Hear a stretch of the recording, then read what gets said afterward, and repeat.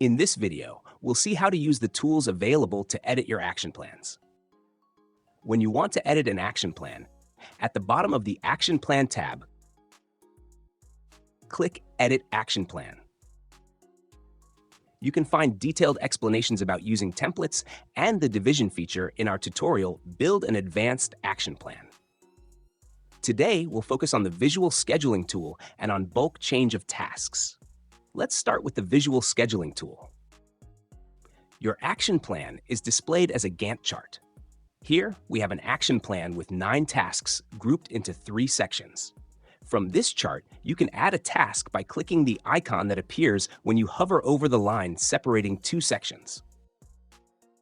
Name your new task and click Submit. By selecting the Drawing tool instead of the Selection tool, you can assign a start date and an end date to this new task. You can modify the start and end dates of a task. Move the date block associated with a task, or move all the tasks belonging to a section by clicking the blue area on the section title line. Use the Selection tool to freely select the tasks you want to reposition. Let's go back to the input form by clicking again on Visual Scheduling. Here, you can edit each task individually by clicking the arrow on the right of each row, for example, to change the task owner or the dates. You also have access to a Bulk Change of Tasks button.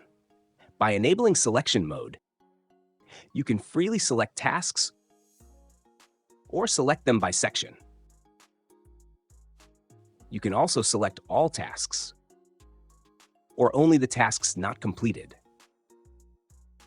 Once your selection is done, click again on Bulk Change button to choose the action to perform, such as changing the section, the task owner, the dates, or the estimated workload.